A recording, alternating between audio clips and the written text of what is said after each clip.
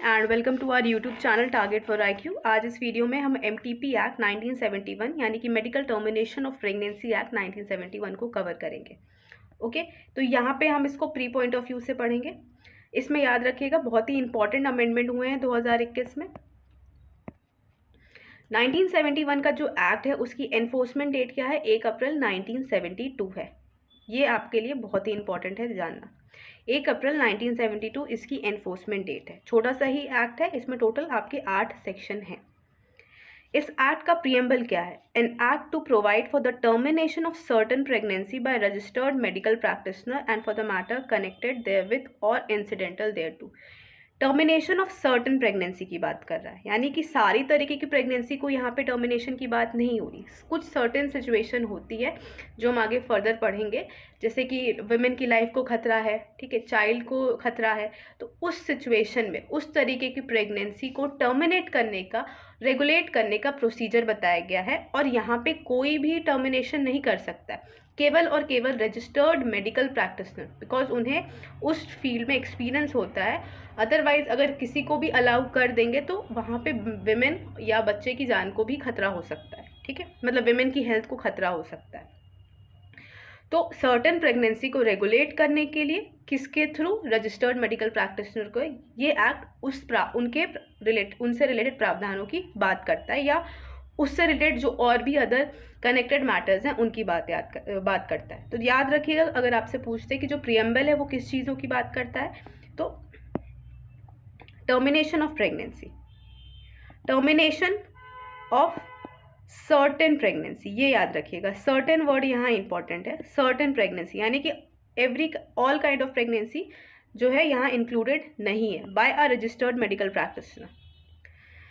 Section number 1 बात करता है शॉर्ट टाइटल एंड एक्सटेंड की।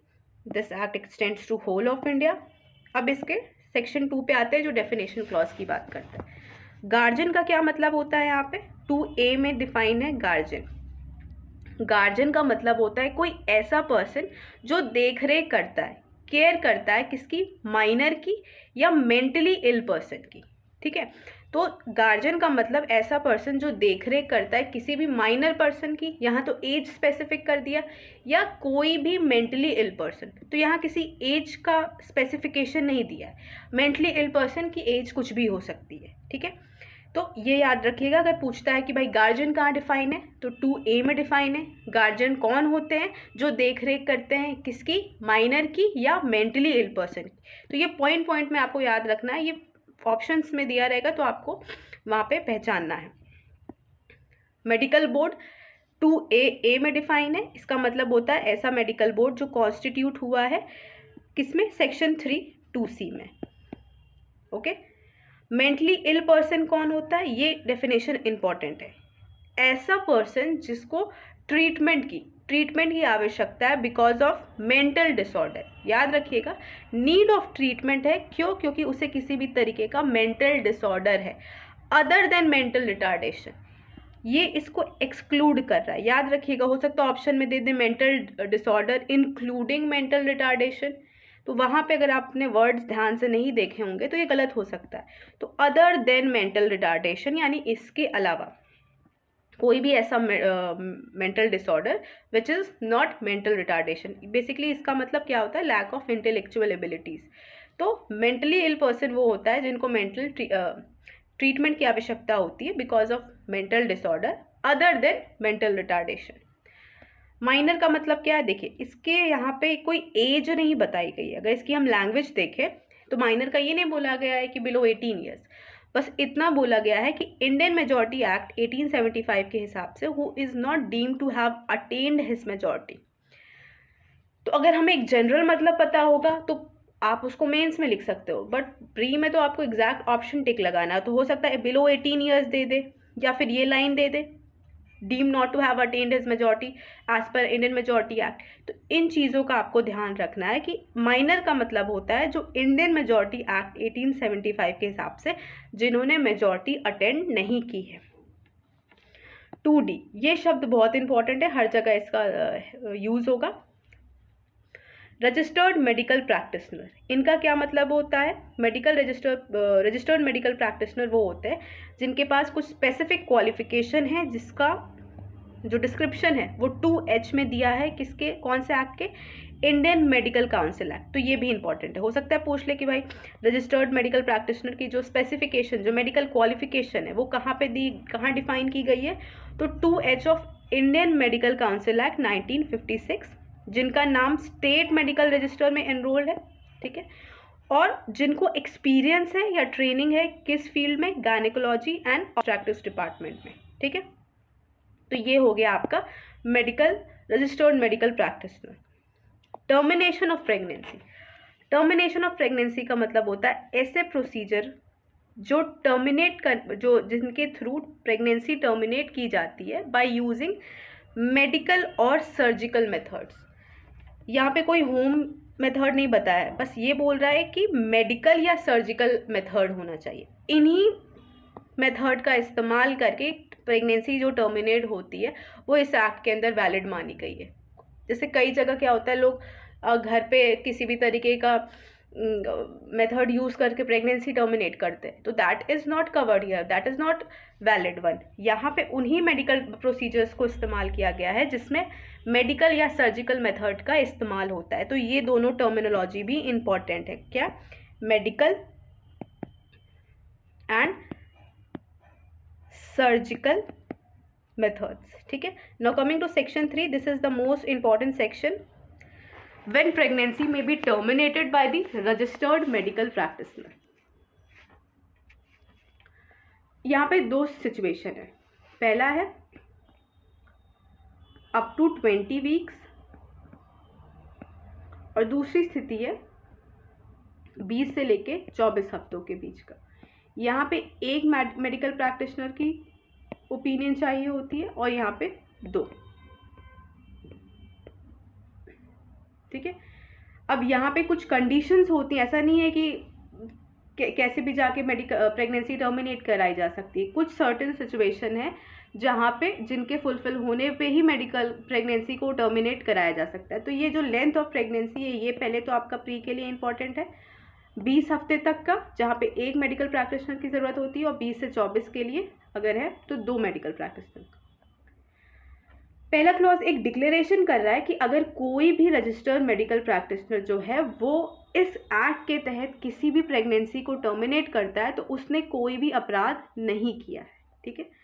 दूसरा कहता है कि अगर, अब यहाँ पे हम आ जाते हैं लेंथ ऑफ प्रेगनेंसी, अगर लेंथ ऑफ प्रेगनेंसी कितनी है, डज नॉट एक्सटेंड 20 वीक्स, तो यहाँ पे एक मेडिकल प्रैक्टिशनर, और अगर 20 से 24 हफ्तों के बीच की प्रेगनेंसी है तो not less than 2 registered medical practitioner. किन सिचुएशन में टर्मिनेट किया जा सकता है? 2 स्थिति दी गई है, पहला वुमेन स्पेसिफिक है और दूसरा उनके बच्चे से रिलेटेड है। अगर डॉक्टर को ऐसा लगता है कि अगर प्रेगनेंसी को कंटिन्यू रखा जाएगा तो उससे जो प्रेग्नेंट विमेन है उनकी लाइफ को रिस्क हो सकता है, या उससे किसी भी तरीके का उन्हें ग्रेव इंजरी कॉज हो सकता है, वो फिजिकल तौर पे भी हो सकता है या वो उनकी मेंटल हेल्थ को भी अफेक्ट कर सकता है। दूसरी स्थिति क्या बताती है कि अगर ऐसा पाया जाता है कि बच्चा अगर पैदा हो जाता है तो there can be a kind of substantial risk, उस बच्चे का आगे का जो लाइफ है वो उसमें बहुत ज़्यादा खतरा है, ठीक है, वो किसी भी तरीके का सीरियस फिजिकल या मेंटल एबनॉर्मलिटी उसे सफ़र करना पड़ सकता है, जैसे मान लीजिए डाउन सिंड्रोम वगैरह हो गया। तो इन 2 स्थिति में जो है प्रेगनेंसी टर्मिनेट कराई जा सकती है। इसका एक्सप्लेनेशन 1 इम्पॉर्टेंट है क्योंकि इसमें 2021 से अमेंडमेंट हुआ है। अगर कोई भी विमेन या पार्टनर, उनके पार्टनर, ठीक है, तो पहले यहाँ पे जो हस्बैंड एंड वाइफ टर्मिनोलॉजी थी, बट अब यहाँ पे विमेन और उनके पार्टनर यानी कि काइंड ऑफ ये लिविंग रिलेशनशिप को इंक्लूड कर रहा है। अगर कोई विमेन या उनके पार्टनर ने कोई किसी भी तरीके का कॉन्ट्रासेप्टिव मेथड यूज़ किया है टू प्रिवेंट दी प्रेगनेंसी और उसका फेलियर हो जाता है, तो उससे जो भी उनको इंग्विशमेंट हो रहा है, जो भी तकलीफ़ें हो रही हैं, ऐसा माना जाएगा कि वो विमेन जो हैं, प्रेग्नेंट विमेन हैं, उनकी मेंटल हेल्थ को एक ग्रेव इंजरी कॉज करेगा, ठीक है। ऑब्वियसली उन्होंने कॉन्ट्रासेप्टिव यूज़ किया क्योंकि उन्हें प्रेगनेंसी नहीं चाहिए थी, बट उसके फेलियर की वजह से उन्हें प्रेगनेंसी हुई और वो ऑब्वियसली उससे उन्हें दिक्कत होगी, mental health, they were not ready, but उससे अब उनको दिक्कत आएगी, तो वो विमेन की मेंटल हेल्थ को अफेक्ट करेगा। तो ये भी जो ग्रेव इंजरी टू फिजिकल और हर मेंटल हेल्थ जो हमने ऊपर देखा है उसमें ये इंक्लूडेड है।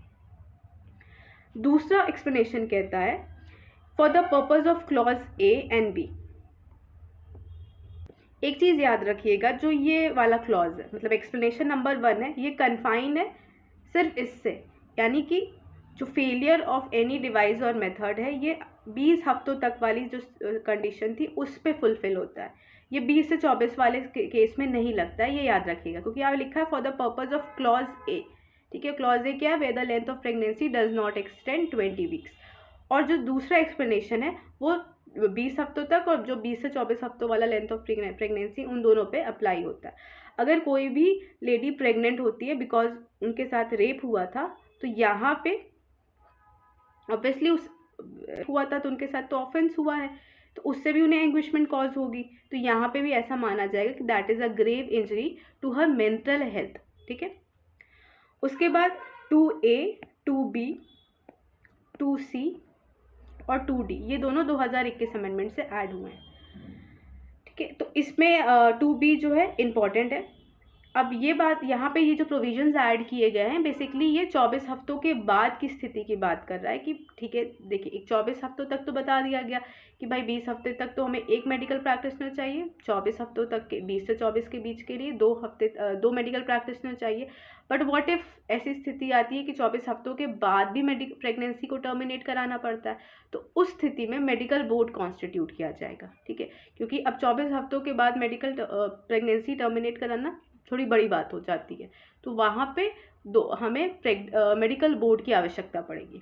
ठीक है, तो अगर ऐसा पाया जाता है 24 हफ्तों के बाद कि जो fetal abnormalities, substantial fetal abnormalities है जो मेडिकल बोर्ड ने अपनी जांच में पाया है, तो वहाँ पे प्रेगनेंसी टर्मिनेट कराई जा सकती है। यानी 24 हफ्तों के बाद कौन सी सिचुएशन है, 24 हफ्तों के बाद सिर्फ और सिर्फ एक ग्राउंड पे ही मेडिकल प्रेगनेंसी टर्मिनेट कराई जा सकती है, and that is diagnosis of any substantial fetus abnormalities diagnosed by medical board. ये भी 2021 से ऐड हुआ है, तो ये याद रखिएगा कि 24 हफ्तों के बाद सिर्फ और सिर्फ एक कंडीशन है। ठीक है, तो एक बार अगर हम इसको क्विकली देखें तो 20 हफ्ते तक अगर किसी लेडी को प्रेगनेंसी टर्मिनेट करनी है तो इन दैट केस एक मेडिकल प्रैक्टिशनर की आवश्यकता है। और क्या क्या स्थिति होनी चाहिए, कब कराया जा सकता है, पहला कि रिस्क है, जो लेडी हैं उनकी लाइफ को रिस्क है, या चाइल्ड को और जो लेडी हैं उनकी लाइफ को रिस्क है, प्लस उनके मेंटल या फिजिकल हेल्थ पे किसी भी तरीके के ग्रेव इंजरी आ सकती है, या जो बच्चा है वो उसकी लाइफ को भी सब्सटैंशियल रिस्क है। और 20 हफ्तों तक की स्थिति में इस ग्रेव इंजरी, मेंटल हेल्थ वाली ग्रेव इंजरी में जो फेलियर ऑफ कॉन्ट्रासेप्टिव है उसको भी इंक्लूड किया गया है। और दूसरी स्थिति क्या आती है कि 20 हफ्तों तक के लिए भी इंक्लूडेड है और 20 से 24 हफ्तों तक के लिए भी इंक्लूडेड है। उसमें क्या कि अगर ये सारी कंडीशन के साथ साथ प्लस अगर किसी लेडी के साथ रेप हुआ है और प्रेगनेंसी रेप की वजह से हुई है तो वो भी मेंटल मतलब इंजरी टू मेंटल हेल्थ में इंक्लूडेड होगी। ठीक है, इसको देखिए मैंने शॉर्ट में ऐसे लिख दिया है, अब आपको ईजिली समझ में आ जाएगा। अगर 20 हफ्ते तक की प्रेगनेंसी है तो एक मेडिकल प्रैक्टिशनर की ज़रूरत है, और किन स्थिति में कराया जा सकता है, विमेन की लाइफ को रिस्क है और उन्हें मेंटल या फिजिकल हेल्थ पे इंजरी कॉज हो सकती है। और यहाँ पे मेंटल हेल्थ में दोनों एक्सप्लेनेशन से क्या क्या सिचुएशन दी, क्या क्या चीज़ें इंक्लूड की गई हैं कि किस तरीके से उनको एंग्विशमेंट कॉज हो सकता है, मतलब मेंटल उनका हेल्थ इफेक्ट हो सकता है, या तो फेलियर ऑफ कॉन्ट्रासेप्टिव है या pregnancy is the result of a rape. दूसरी स्थिति क्या है, 20 से 24 हफ्तों के बीच में यहाँ पे 2 मेडिकल प्रैक्टिशनर की ज़रूरत है। यहाँ पे भी ऊपर की दोनों स्थिति, रिस्क टू विमेन लाइफ और रिस्क टू चाइल्ड। ठीक है, यहाँ इंजरी टू फिजिकल और मेंटल हेल्थ, बट यहाँ पे मेंटल हेल्थ जो है, जो एक्सप्लेनेशन है, वन ऑफ दी जो एग्जांपल दिया गया है कि रेप के थ्रू अगर प्रेगनेंसी होती है तो उससे भी यहाँ पे मेंटल हेल्थ जो है इफेक्ट हो सकती है। तो यानी कि यहाँ पे फेलियर ऑफ कॉन्ट्रासेप्टिव वाला प्रोविजन नहीं है। ठीक है, तो आई होप आपको ये चीज़ बिल्कुल क्लियर हो गई होगी। अब हम आते हैं 24 हफ्तों के बाद के लिए अगर प्रेगनेंसी टर्मिनेट करानी है तो मेडिकल बोर्ड कॉन्स्टिट्यूट कराना होगा, और 24 हफ्तों के बाद कौन सा ग्राउंड है जिसमें मेडिकल प्रेगनेंसी टर्मिनेट हो सकती है? अगर किसी भी तरीके की सब्सटैंशियल फीटल एबनॉर्मलिटीज़ को डायग्नोज किया गया है मेडिकल बोर्ड द्वारा, ठीक है। तो मेडिकल बोर्ड को बनाता कौन है? मेडिकल बोर्ड जो है, अगर जो भी स्टेट गवर्नमेंट है या यूटी है, ठीक है, वो कॉन्स्टिट्यूट करेंगे एक मेडिकल बोर्ड, ठीक है। ये 2021 से ऐड हुआ है। अब इनका जो मेडिकल बोर्ड में जो कौन कौन मेंबर होंगे, मतलब कौन कौन से यहाँ पे अथॉरिटीज़ होंगी, उनका नाम ये आपको प्री के लिए इम्पोर्टेंट है, याद रखना, ठीक है। तो एक gynaecologist, paediatrician, radiologist, sonologist, such other number of member as may be notified. तो आपको ये याद रखना है, ठीक है। फिर उसके बाद क्लॉज 3 कहता है कि भाई प्रेगनेंसी को कंटिन्यू करना है कि नहीं, उससे उनको जो विमेन है उनकी लाइफ को खतरा है कि नहीं, इन सारी चीज़ों को देखने के लिए जो विमेन जिस स्थिति में रह रही हैं, जो भी उनका इन्वायरमेंट है, वो भी कंसिडरेशन में लिया जाएगा, ठीक है। फिर अगर कोई विमेन प्रेग्नेंट है जिन्होंने 18 मतलब शी इज़ नॉट मेजर, तो उस स्थिति में वहाँ पे, या फिर अगर she is not major plus अगर वो मेंटली इल पर्सन है, ठीक है, या तो वो मेजर ना हो या अगर वो किसी भी तरीके से मेंटली इल पर्सन है, तो वहाँ पे जब तक गार्जियन का रिटन कंसेंट ना हो प्रेगनेंसी टर्मिनेट नहीं की जाएगी, ठीक है। और इसके बाद ये एक लास्ट में कहा गया है कि कोई भी प्रेगनेंसी को टर्मिनेट कराने के लिए पहले प्रेग्नेंट वेमेन का कंसेंट लेना ज़रूरी है, ठीक है। फिर सेक्शन नंबर 4 बात करता है प्लेसेस वेयर प्रेगनेंसी में बी टर्मिनेटेड, यानी उन जगह की बात की गई है जहाँ पे प्रेगनेंसी टर्मिनेट कराई जा सकती है। तो कोई भी ऐसा हॉस्पिटल जिसे गवर्नमेंट ने इस्टेब्लिश किया हो, या कोई भी ऐसी जगह जो अप्रूव्ड हो, किसके द्वारा? गवर्नमेंट के द्वारा, या डिस्ट्रिक्ट लेवल कमेटी जो है कॉन्स्टिट्यूट करी गई हो गवर्नमेंट द्वारा, ठीक है, जिसमें कौन कौन हो? सीएमओ, चीफ मेडिकल ऑफिसर या डिस्ट्रिक्ट हेल्थ ऑफिसर, जो वहाँ पे उस कमेटी के चेयरपर्सन के तौर पे हो। तो ये आपको याद रखना है कि सीएमओ या डिस्ट्रिक्ट हेल्थ ऑफिसर जो है इस डिस्ट्रिक्ट लेवल कमेटी के चेयरपर्सन के तौर पे काम कर रहे हो, ठीक है। अब डिस्ट्रिक्ट लेवल कमेटी में मिनिमम कितने लोग होने चाहिए? 3, बट 5 लोग से ज़्यादा नहीं होने चाहिए, ठीक है। 3 से लेके 5 लोग, जिसमें चेयरपर्सन इंक्लूडेड होता है। अब सेक्शन 5 बताता है उन स्थिति के बारे में जहाँ पे जो भी हमने 3 और 4 पे पढ़ा है वो अप्लाई नहीं करेगा। अब ये कह रहा है कि जो सेक्शन 4 और 3 क्लॉज 2 के जो प्रोविज़न है वो वहाँ पे अप्लाई नहीं करेंगे। जैसे मान ली हमने ऊपर पढ़ा कि लेंथ ऑफ प्रेगनेंसी अगर 20 हफ्ते तक की है तो एक मेडिकल प्रैक्टिशनर का ओपिनियन चाहिए, 20 से 24 है तो 2 मेडिकल प्रैक्टिशनर का ओपिनियन चाहिए। और कुछ ग्राउंड्स क्या थी कि भाई महिला जो लेडी है उनकी लाइफ को रिस्क है या बच्चे की लाइफ को रिस्क है, तो उसके बाद ही प्रेगनेंसी टर्मिनेट कराई जा सकती है, अदरवाइज हम प्रेगनेंसी को टर्मिनेट नहीं कर सकते, ठीक है। बट अगर ऐसी स्थिति आ जाती है कि अगर वो प्रेगनेंसी टर्मिनेट तुरंत नहीं की गई तो विमेन जो है, जो प्रेग्नेंट लेडी हैं, उनकी लाइफ को खतरा है, तो वहाँ पे प्रेगनेंसी तुरंत टर्मिनेट करनी पड़ेगी, क्योंकि वहाँ पे पर्पस क्या है कि उस लेडी की लाइफ को बचाना। तो उस स्थिति में अगर कम से कम 2 मेडिकल, यहाँ लिखा है if in the opinion of not less than 2, ये चीज़ इंपॉर्टेंट है, अगर कम से कम 2 मेडिकल प्रैक्टिशनर को ऐसा लगता है इन गुड फेथ कि जो लेडी हैं उनकी प्रेगनेंसी को तुरंत टर्मिनेट करना ज़रूरी है टू सेव हर लाइफ, तो इन दैट केस जो भी 3 क्लॉज 2 और 4 के प्रोविज़न है वो अप्लाई नहीं करेंगे, ठीक है। उसके बाद जो टर्मिनेशन ऑफ प्रेगनेंसी है, अगर वो किसके द्वारा की जाती है? किसी ऐसे व्यक्ति द्वारा की जाती है जो रजिस्टर्ड मेडिकल प्रैक्टिशनर नहीं है, तो वो एक अपराध की कैटेगरी में आएगा और उनको वहाँ रिग्रेस इम्प्रेसमेंट दी जाएगी, जहाँ पे मिनिमम 2 साल तक की सज़ा और 7 साल तक वो एक्सटेंड हो सकती है, ठीक है। ऐसी जगह पे प्रेगनेंसी की जाती है जो सेक्शन 4 के हिसाब से वैलिड नहीं है, ठीक है, मतलब या तो वो हॉस्पिटल ना हो या फिर जो गवर्नमेंट द्वारा अप्रूव जगह ना हो, तो उनकी भी जो पनिशमेंट है कितनी है? 2 से लेकर 7 साल तक की, ठीक है। फिर ये बता रहा है कि ओनर ऑफ द प्लेस जो अप्रूव नहीं है उस जगह के लिए और वहाँ के जो ओनर हैं उनकी भी पनिशमेंट 2 से 7 साल तक की रखी गई है। अब ओनर का यहाँ पे बताया गया कि कौन जो एडमिनिस्ट्रेटिव हेड हैं या जो रिस्पॉन्सिबल हैं उस प्लेस या हॉस्पिटल के काम को देखने के लिए। फिर उसके बाद सेक्शन 5 है, it is related to article 21 of the constitution. ये जो लेडी हैं जो जिनका प्रेगनेंसी टर्मिनेट हुआ है उनकी प्राइवेसी को प्रोटेक्ट करता है। तो जो भी रजिस्टर्ड मेडिकल प्रैक्टिशनर हैं वो किसी भी स्थिति में उन लेडी का नाम जो है रिवील नहीं करेंगे, ठीक है, और जो भी करते हैं that is a penal offence और वो 1 साल तक की सज़ा या फाइन या दोनों तक उनको देना पड़ेगा। फिर सेक्शन 8 जो है ये प्रोटेक्ट करता है कि अगर किसी भी रजिस्टर्ड मेडिकल प्रैक्टिशनर ने कोई भी एक्शन लिया है गुड फेथ में, तो उनके अगेंस्ट किसी भी तरीके का सूट या कोई भी लीगल प्रोसीडिंग जो है वो अप्लाई मतलब उनके अगेंस्ट नहीं ली जाएगी, कोई भी एक्शन उनके अगेंस्ट नहीं लिया जाएगा प्रोवाइडेड वो गुड फेथ में हो। ठीक है, तो ये आपका एक्ट कंप्लीट हो गया हो। आई होप आपको अच्छे से समझ में आया हो। इसका जो आपको सेक्शन नंबर 3 है वो आपको अच्छे से देखना है, और सबसे इंपॉर्टेंट चीज़ ये है जो मैंने शॉर्ट में आपको बता दी है। ठीक है, कोई भी क्वेरी हो तो please do let me know in the comment section. Thank you.